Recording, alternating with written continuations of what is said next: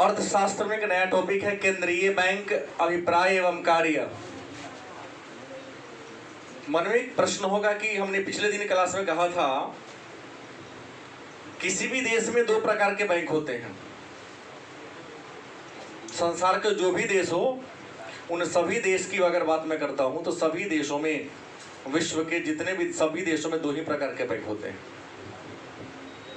एक होता है केंद्रीय बैंक जो बैंकिंग व्यवस्था का, मुद्रा का विनिमय का काम नहीं करता है, और दूसरा होता है व्यापारिक बैंक या व्यवसायिक बैंक जो मुद्रा का विनिमय और लेन देन का काम करती है, लाभ कमाने का काम करती है। तो केंद्रीय बैंक कहते किसे हैं? तो किसी भी देश के बैंकिंग व्यवस्था के सर्वोच्च बिंदु पर, किसी भी देश के बैंकिंग व्यवस्था के सर्वोच्च बिंदु पर, सबसे ऊपर बिंदु पर, सबसे शिखर पर जो बैंक होता है उसी बैंक को हम केंद्रीय बैंक के नाम से जानते हैं। किसी भी देश के बैंकिंग व्यवस्था के शिखर पर, शीर्ष बिंदु पर, अंग्रेजी में जिसको कहते हैं आप लोग एपेक्स पॉइंट पर जो बैंक होता है उस बैंक को हम केंद्रीय बैंक के नाम से। केंद्रीय बैंक देश के मुद्रा बाजार तथा व्यापारिक बैंकों का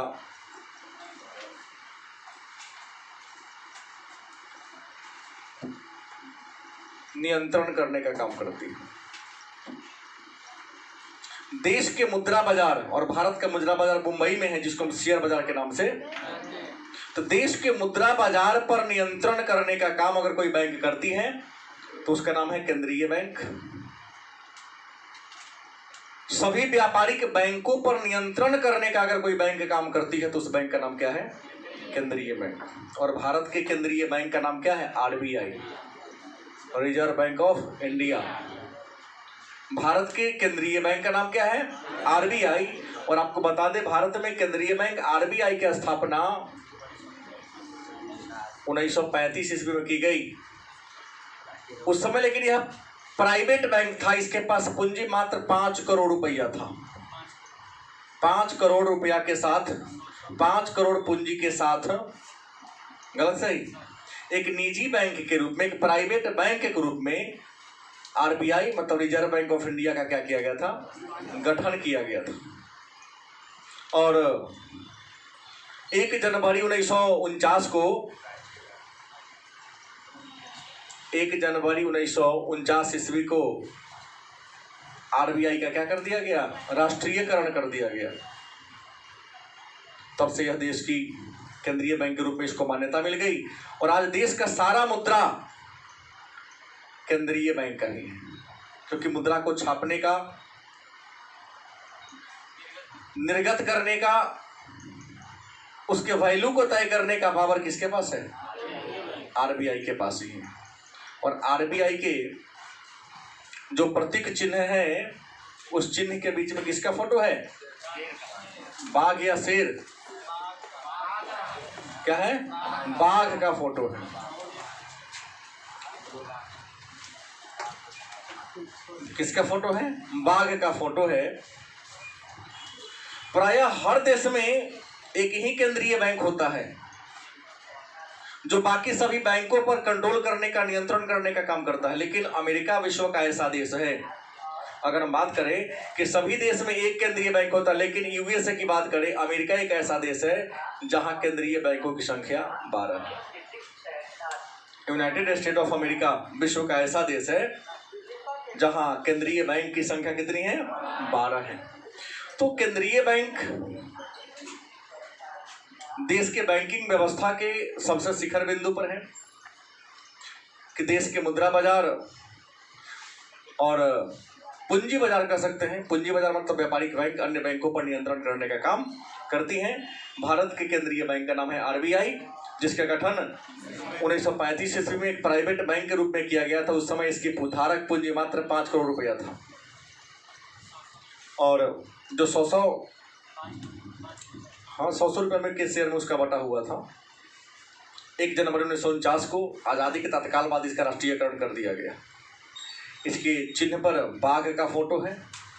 बाघ भारत का राष्ट्रीय पशु भी है और RBI पर भी इसी का चिन्ह है। नारियल भी।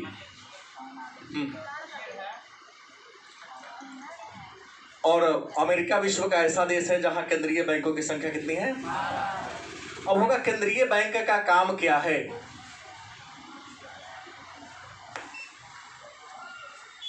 केंद्रीय बैंक के कार्य की बात करते हैं। केंद्रीय बैंक कौन सा काम करती है? तो केंद्रीय बैंक अन्य बहुत सारे काम को करती है। सबसे पहला बात है, केंद्रीय बैंक के अगर हम काम की बात करें तो सबसे पहला काम ले सकते हैं नोट निर्गमन का एक अधिकार। पहला क्या होगा? नोट निर्गमन का एक अधिकार। मतलब भारत में 1 रुपया के कागजी नोट को छोड़ दिया जाए। 1 रुपया से ऊपर जितने भी मूल्य वर्ग के कागजी नोट हैं, मतलब 2 रुपया से लेकर 2000 तक का कागजी नोट के निर्गमन मतलब जारी करने का एक अधिकार किसके पास है? मतलब हमने क्या कहा? कागजी नोट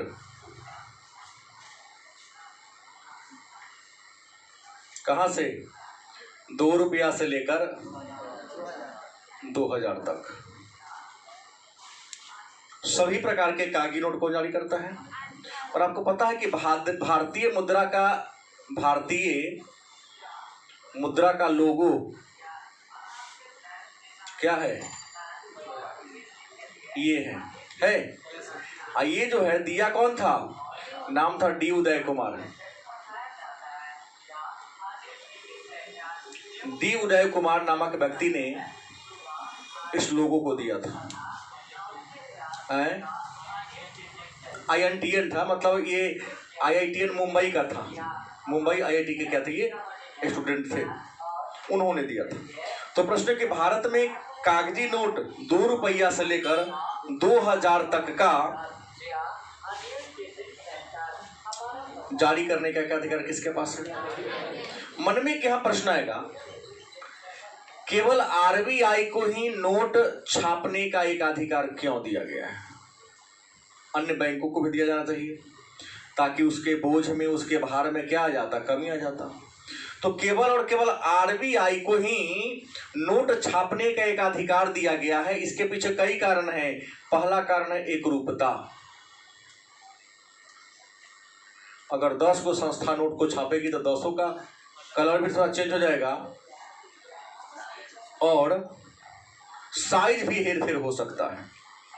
और याद रखेंगे कि जब नोट में एकरूपता नहीं होगी तो उसमें विश्वसनीयता का गुण क्या हो जाएगा? समाप्त हो जाएगा। हमारा भरोसा ही उस पर से क्या हो जाएगा? टूट जाएगा। गलत कि सही? जैसे नया नया नोट आया था 500 रुपये, 500 का, 2000 का, तो बहुत दिनों तक लोग खिलौना ही समझता था, क्योंकि पहली बार इससे पहले जो नया था बड़ी लंबा थोड़ा था। इससे पहले 100 का नोट का साइज देखो बड़ा है, 500 का नोट भी आज के नोट से बहुत बड़ा है, 1000 का नोट आज के 2000 से भी थोड़ा वेटफुल लगता है।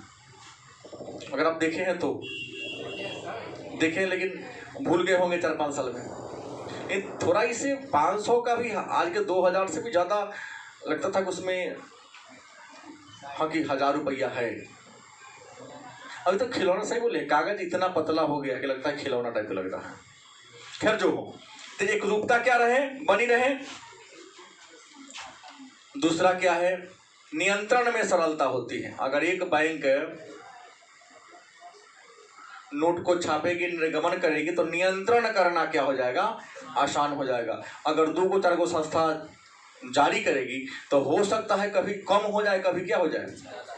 कम हो जाएगा तो मुद्रा का क्राइसिस हो जाएगा, और ज्यादा अगर हो गया तो मुद्रास्फीति आ जाएगा। गलत सही? तीसरा, जनता का विश्वास। पहले ही बोल दिया, जनता का क्या होगा? ये वो रहेगा तो भरोसा रहेगा, और एक से जैसे ही ज्यादा होगा भरोसा क्या होने लगेगा? कम होने लगेगा। गलत कि सही? जनता का भरोसा टूट जाएगा, क्योंकि रंग रूप आकार प्रकार सब चीज में अंतर हो जाएगा। चौथा, शाख नियंत्रण में आसानी।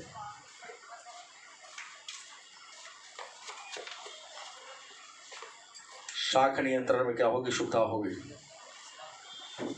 कहने का तात्पर्य है, अगर एक बैंक के पास नोट जारी करने का, नोट छापने का एक अधिकार अगर मिल जाता है तो शाख मन विश्वास बना रहेगा, लोगों के विश्वास में सुविधा होगी। नहीं तो बहुत जारी कर देगा तो बड़ी मात्रा में मार्केट में नोट आ जाएगा। दोनों में अंतर है।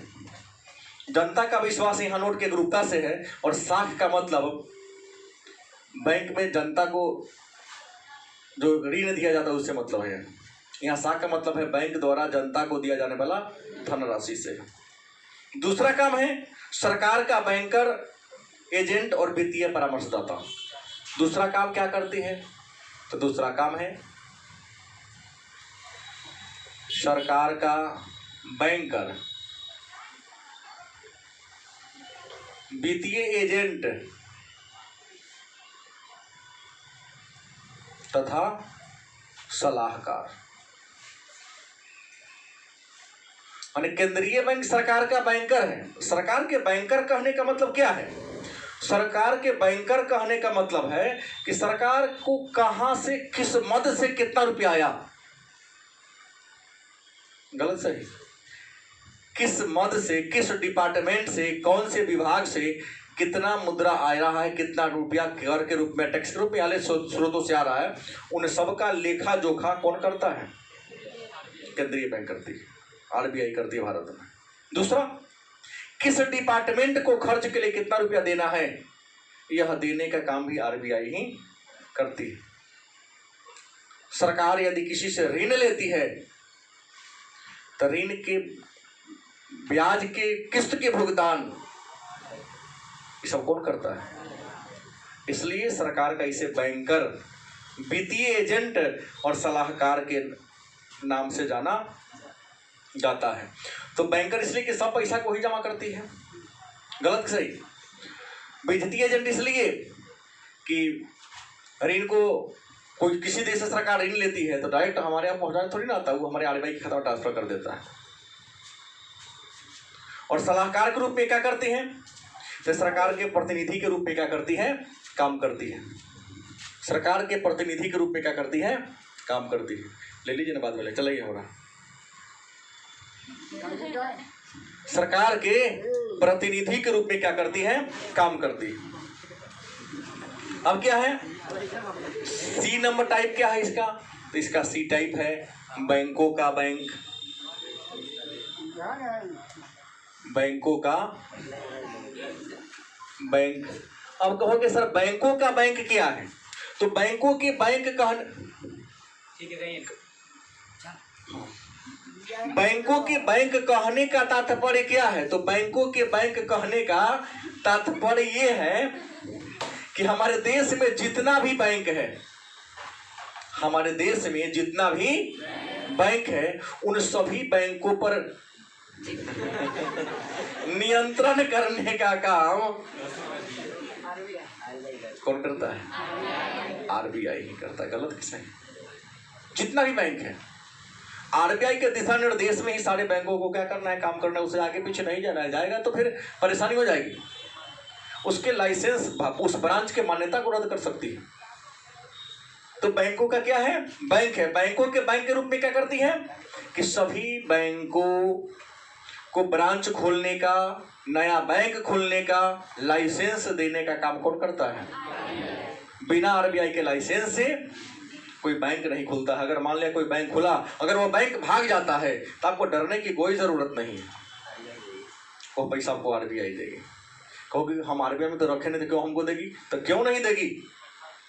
भारत में मुद्रा व्यवस्था का संरक्षक आरबीआई को कहा जाता है। आपके बिना परमिशन से बैंक खुला का है, आप पर केस करेंगे हम। गलत कि सही?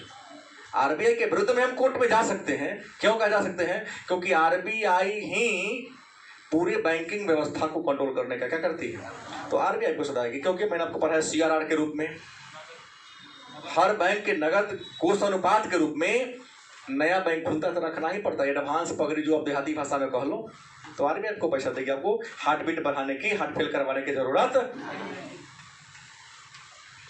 क्या दिक्कत?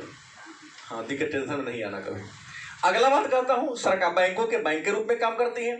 तीसरा अगला जो काम क्या है, अंतिम ऋणदाता। क्या है? अंतिम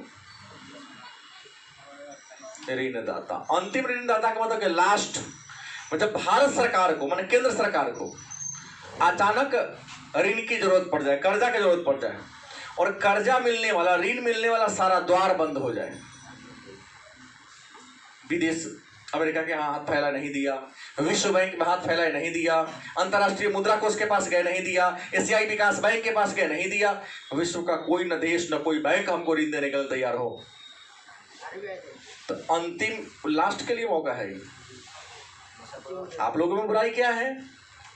लास्ट मौका कोई फर्स्ट मौका तलाश लेते हैं नहीं। इसलिए एक ऑप्शन हमेशा दबा के रखना चाहिए कि सब द्वार बंद हो जाएगा तो एक द्वार चालू, वहां कुछ ना कुछ तो सहायता हमको मिल ही जाएगी। हाँ, तो इसलिए हुआ अंतिम ऋणदाता। कहने के मतलब जब सरकार को ऋण प्राप्ति के सारे साधन, सारे स्रोत क्या हो जाए, बंद हो जाए, नकार दे कि ना हम देने वाले में से नहीं है, तो क्या होगा? आरबीआई मतलब रिजर्व बैंक ऑफ इंडिया ही सरकार को क्या करती है, ऋण देने का काम करती है। इसके बाद और भी काम है, विदेशी विनिमय कोष का संरक्षक। विदेशी विनिमय कोष का संरक्षक। अब कहोगे विदेशी विनिमय कोष का संरक्षक का मतलब क्या हो गया? तो विदेशी विनिमय कोष के संरक्षक का मतलब हो गया, विदेशी विनिमय कोष का मतलब कि जैसे अगर कोई अमेरिका का बिजनेसमैन, व्यापारी या उद्यमी भारत में कारोबार करने आता है, तो भारत में आएगा तो अमेरिका का जब कारोबारी आएगा तो उसके पास क्या होगा? डॉलर होगा। उसके पास क्या होगा? ब्रिटेन वाला आएगा तो क्या होगा? पाउंड होगा। तो डॉलर और पाउंड लेके आएगा तो पैसा डायरेक्ट इन्वेस्ट करेगा तो कोनो मजदूर लेगा उसे? नहीं लेगा। आरबीआई के कोष में क्या हो जाएगा? जमा हो जाएगा। और आरबीआई उतना मूल्य का इंडियन रुपया उस बैंक को, उस व्यक्ति को क्या करेगा? दे देगा। तो विदेश से जो विदेशी मुद्रा आता है, गलती की सही, हमारे देश में विभिन्न स्रोतों से जो विदेशी मुद्रा आता है, जो विदेशी नोट आते हैं, उन नोटों को विनिमय करने का काम और सुरक्षा प्रदान करने का काम किसके पास है? आरबीआई के पास। कोई दिक्कत? अगला है समाशोधन गृह। अगला काम क्या है? समाशोधन गृह। अब कहोगे सर समाशोधन गृह क्या है? तो समाशोधन गृह का मतलब होता है कि हर बैंक का एक दूसरे के साथ लेन देन होता है, नहीं होता है? हाँ, हर व्यापारिक बैंक का एक दूसरे के साथ क्या होता है? लेन देन होता है। तुम किसी से कुछ लेते हो कि नहीं लेते हो? हम भी लेते हैं, तो सब लेता है, सबका सबके साथ कर्जा पैसा चलता है। क्या फौजी प्याज लिया था क्या सदू कि नहीं?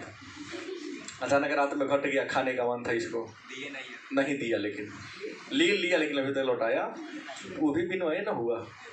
क्या कह के लिया कि हम खरीद के लाएंगे तो आपको, लेकिन अभी तक दिया नहीं। प्रश्न क्या है? तो मेरा कहने का मतलब ये है कि जैसे आम इंसान अपने व्यक्तिगत जीवन में भी अलग अलग लोगों से कुछ न कुछ वस्तु या सेवा का लेन देन करता है, व्यापारिक बैंक भी लेन देन करता है। तो व्यापारिक बैंक का जो रुपया, जैसे एसबीआई का रुपया फंस गया सीबीआई में, सेंट्रल बैंक में, सेंट्रल बैंक का पीएनबी में, सब बैंक का सबके साथ कुछ आगे पीछे होता है। तो क्लियरेंस करने का काम किसके माध्यम से होता है? जैसे आप का खाता स्टेट बैंक में और आप किसी व्यक्ति से रुपया लिए हैं, जो व्यक्ति यहाँ नहीं रहता, मुंबई में रहता है, लेकिन उसका खाता है पंजाब नेशनल बैंक में, तो नियमतः शर्त है कि स्टेट बैंक का स्टेट बैंक में ही जा सकता है, पंजाब नेशनल बैंक से पंजाब नेशनल बैंक बड़ी आसानी से जाएगा। लेकिन एक बैंक से दूसरे बैंक में अगर रुपया को ट्रांसफर करना है बहुत कम खर्चा में, बिना ड्राफ्ट बनाए, तो दो व्यवस्था है, नाम है, एक है RTGS और NEFT, नेफ्ट। दो ऐसी सुविधाएं हैं जिनके माध्यम से आप RTGS कर दो या नेफ्ट कर दो, NEFT कर दो। यह सुविधा है कि आपके स्टेट बैंक का पैसा कहाँ चल जाएगा, पंजाब नेशनल बैंक में चला जाएगा। लेकिन यहाँ रुपया भी कब लगेगा, 1 लाख रुपया पर शायद 2.5 रुपया या 2 रुपया खर्च लगता है, और ऐसा ड्राफ्ट बनवाओगे तो बहुत ज़्यादा लग जाएगा। तो बहुत कम सुविधा शुल्क के दर पर आप किसी बैंक का रुपया किसी भी बैंक में ट्रांसफर कर दोगे। लेकिन नियम है कि यह काम तब होता है जब चेक होगा आपके पास, तब विड्रॉल से जो कर दो उसके साथ यह सुविधा नहीं है। लेकिन यह पैसा जाता कैसे है, तो जैसे ही आपने पंजाब नेशनल बैंक में RTGS कीजिएगा तो आपके अकाउंट का पैसा कट कर चल जाएगा, पहले RBI में जाएगा। कहाँ जाएगा, RBI में जाएगा, वहां मिलान करेगा कि खाता नंबर सब चीज सही है कि नहीं, सही होगा तो ट्रांसफर कर देगा, नहीं होगा तो पैसा आपका क्या हो जाएगा, फंस जाएगा, और पुनः 2-4 घंटा में आपका पैसा वापस आपके अकाउंट में आ जाएगा। तो यहाँ पैसा आगे पीछे जाने का कोई चांस नहीं है। तो यहाँ समाशोधन गृह के रूप में भी क्या करता है, एक बैंक का पैसा दूसरे बैंक से क्लियरेंस कराने का क्या करता है, काम कर देता है। रियल में करते हैं तो बैंक ने ट्रांसफर कर दिया, डिजिट ने ट्रांसफर कर, रुपया दिया उसको नहीं दिया। RTGS की हम स्टेट बैंक का चेक काट दिए तो पैसा बात तो स्टेट बैंक में रह गया, हमारा अकाउंट का डिजिट घट के दूसरे का अकाउंट में चला गया। लेकिन स्टेट बैंक ने तो पैसा उसको दे दिया, सेंट्रल बैंक ने मतलब केंद्रीय बैंक ने तो पैसा दे दिया। तब स्टेट बैंक का फर्ज बनता है कि अपन पैसा जाके RBI में पहुँचाए, गलत सही, नगद डिजिटल ही। तो समाशोधन गृह के रूप में काम करती है। समाशोधन गृह के अलावे शाख का नियंत्रण, अगला काम क्या है, शाख का नियंत्रण। शाख का नियंत्रण माने विश्वास का नियंत्रण। केंद्रीय बैंक का सबसे महत्वपूर्ण काम है कि शाख माने विश्वास का नियंत्रण करना, और विश्वास का नियंत्रण करने के लिए कई बार मुद्रास्फीति और कई बार मुद्रा विस्फीति की नीति को लागू, कई बार मुद्रा की मात्रा मार्केट से कम कर देती है।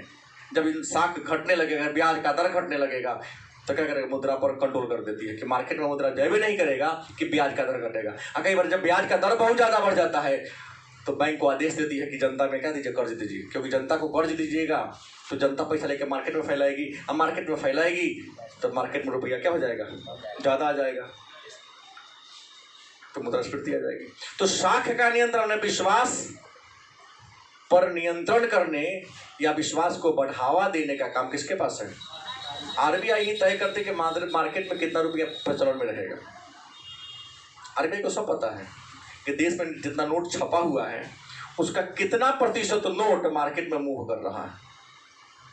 और मेरे ख्याल से तो हर 10 वर्ष पर, मेरे ख्याल से, मेरा विचार गलत भी हो सकता है, लेकिन व्यवस्था को ठीक करना है, मनी की जो मुद्रा का केंद्रीकरण को रोकना है, ब्लैक मनी की बढ़ती प्रवृत्ति को दबाना है। मेरे ख्याल से तो 5 साल में थोड़ा ज़्यादा कम हो जाएगा, लेकिन हर 10 वर्ष पर सरकार को रिस्क लेकर पद का लालच त्याग करके विमुद्रीकरण करने की जरूरत है।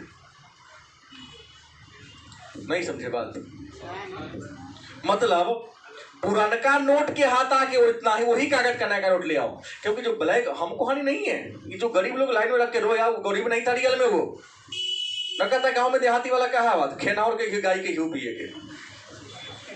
एक तरफ का तो BPL है, बिना पेनी के उल्टा, दूसरा करोड़ रुपए लेके लाइन में लगे लगाने के लिए, हम तो बर्बाद हो गए। तो गरीब बर्बाद कहाँ से हुआ, बिना पेनी के लोटा,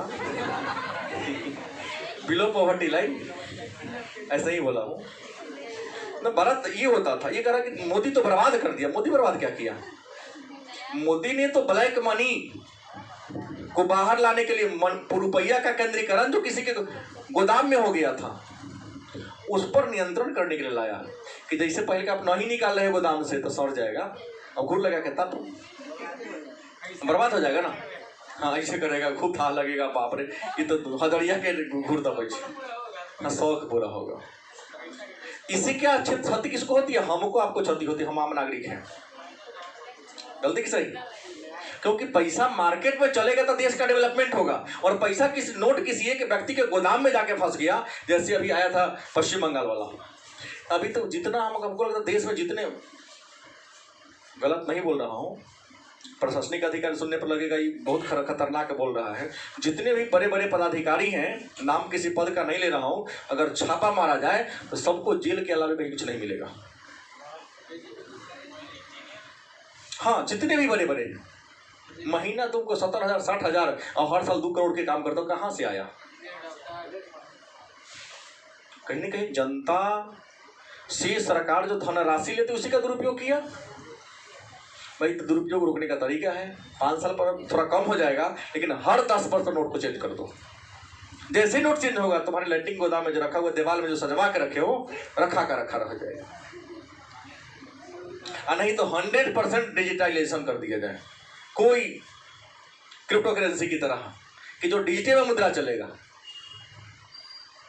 पान खाओ ऑनलाइन, सब्जी खरीदो ऑनलाइन, सरकार को पता चलता रहेगा। अमेरिका क्यों आगे है कि जो टैक्स देने में सक्षम है 100% लोग टैक्स दे रहा है। गलती की सही? ईमानदारी से दे रहा है। देश से सुविधा डिमांड करते हो, बाबू के प्रॉपर्टी में हिस्सा बांटने का प्रयास करते हो, बाबूजी का सेवा ही नहीं करते हो, देश कैसे आगे बढ़ेगा? देश का 85% रुपया मात्र 15% लोग यहाँ तक अधिक हो गया है, और देश का 15% रुपया 85% लोगों में बटा गया है। कैसे देश का विकास होगा? जब विरोध करने की बात हो, कुछ लोग विरोध करेगा, तब 85% लोग 15% के पीछे चल जाता है।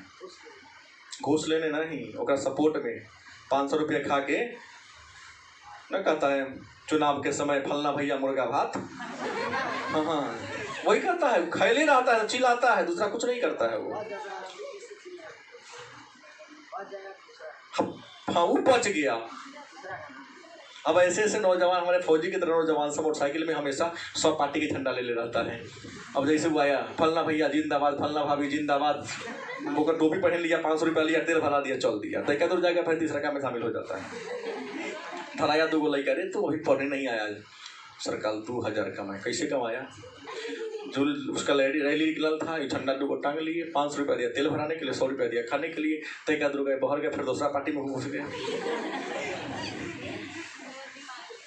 बुद्धि खूब लगा, मुझे तो बढ़िया, 5 साल तक तू लूटेगा, ऐसा तो लूट ले, दूसरा जो ही कमा लिया। प्रश्न क्या है? साख का नियंत्रण करने का काम केंद्रीय बैंक के द्वारा किया जाता है। इसके अलावा केंद्रीय बैंक कुछ विकासात्मक कार्य भी करती है। क्या करती है? एक और यहां ले लूं, विकासात्मक कार्य।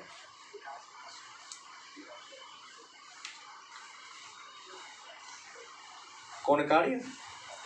मतलब विकास वाला काम भी केंद्रीय बैंक कुछ करती है। कहोगे सर विकास वाला काम क्या करती है? तो विकासात्मक कार्य में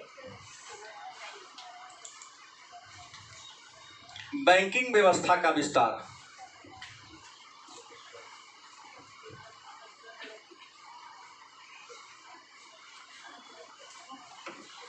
बैंकिंग व्यवस्था जब तक आम आदमी नहीं जुड़ेगा देश का विकास नहीं होगा। क्योंकि ये जो जनधन योजना के माध्यम से खाता खुला, पहले तो लोगों को लगा कि चलो खुल रहा है, उससे पहले मैं आपको बता दूं कम से कम 1000 रुपया या 1500 रुपया देके खाता खुलवाना पड़ता था, और खाता खोलने के लिए इतना बार बैंक परेशान करता था जिसका हिसाब नहीं, तो घर घर जाके खोला गया। अच्छा, खाता 0 बैलेंस पर खोला, कोई बात नहीं है, लेकिन 100 रुपया बच गया, चलो बैंक में रखाते हैं। कम से कम बैंक में जाने की प्रवृत्ति तो बढ़ी। याद रखिएगा, मुकेश अंबानी, अडानी, इस सबसे किसी को देश को फायदा नहीं है। फायदा हमारे तुम्हारे पैसा से है कि हम और हमारे पिताजी और आपके पैसा, पिताजी जो बैंक में पैसा रखते जल्दी निकालते नहीं। क्या निकालते हैं? रहे दे, तोरा कोसाइत कर लेगा। अच्छा, एक ही वो सब्जी में काम चला लो, 5 लीटर दूध जरूरत है, 3 लीटर में काम चलाओ ना। उसको तो करेंट अकाउंट है, अभी रखा 2 घंटे का 2000 वैसे निकाल लेगा, क्योंकि उसको अधिकर्ष मिला हुआ है। और हम और आप जो बैंक में पैसा रख देते हैं, वह पैसा अगर रखा गया 2-2 साल तक पड़ल है, 3-3 साल तक पड़ा हुआ है पैसा, और बैंक उसी पैसा को ऋण पर दे देती है। रियल में अमीर बैंक को नहीं चला रहा है, बचत खाता के रुपया से ही बैंक की व्यवस्था चल रही है। बात गलत बोल रहा हूँ? चालू खाता तो एक प्रकार का अमीर लोगों के पैसा का सुरक्षा करने वाला चौकीदार है बैंक। तो प्रश्न क्या है, बैंकिंग व्यवस्था का बड़ा सुंदर हिसाब मोदी जी लगा दिए कि सबको जनधन खाता खोल दो। अरे 0 बैलेंस पर खोलो, घरे जा जाके खोलो, फोटो कॉपी करावे के पैसा ना तो फोटो कॉपी अपने मशीन पर कर दो, लेकिन खाता खोलो। खाता जब सबका खुल गया तो कोई 200, कोई 500, कोई 1000, कोई 2000, कोई 5000 रखा कि नहीं रखा? वो रख लिया जल्दी निकालता है, गरीब नहीं निकालता है। वो सतीश का काम हो रहा है। कितना 1000 करोड़ आ गया था 15-20 दिन में। उस समय डाटा, मुझे डाटा भी याद नहीं है, लेकिन आ गया था। नया बैंक ब्रांच खोलने का गांव गांव तक खुल गया है ब्रांच, अब जिसको आप लोग क्या कहते हैं, CSP। उसी को ना छोटका बैंक जो घर में खुला रहता है, आधार अंगूठा लगा के आपको पैसा निकलता है, क्या कहते हैं? जिसमें लगा उससे मतलब नहीं है। हर गांव में हर ब्रांच बैंक अपना छोटा छोटा ब्रांच खोल, मिनी ब्रांच खोल दिया है। महीना में उसे 10,000 आप निकाल सकते, लेकिन कम से कम गांव के लोगों को शहर में तो ना आना पड़ रहा है। सब बैंक का खुला है। तो बैंकिंग व्यवस्था का विस्तार विकासात्मक कार्य में पहला आ जाएगा। दूसरा काम हो जाएगा मुद्रा की पूर्ति सुनिश्चित करना। मुद्रा की पूर्ति को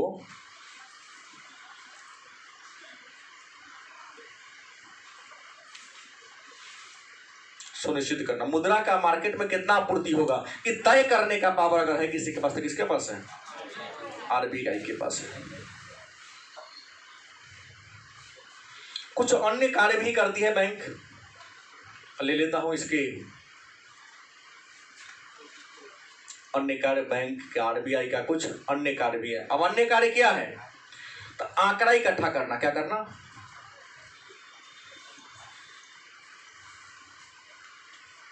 आर्थिक आंकड़ा एकत्र करना। किसका काम है? RBI का काम है, केंद्रीय बैंक का काम है। दूसरा, अंतरराष्ट्रीय वित्तीय संस्था से, अंतरराष्ट्रीय वित्तीय संस्था से क्या रखना संबंध? मतलब विश्व बैंक हो, अंतरराष्ट्रीय मुद्रा कोष हो, एशियाई विकास बैंक हो, जो भी अंतरराष्ट्रीय मौद्रिक संस्था है, उन सबसे रिलेशन किसका होता है? क्योंकि RBI के माध्यम से ही काम करता है, अन्य बैंक के माध्यम से काम नहीं होता है। तीसरा क्या होगा? बैंकों का सर्वेक्षण।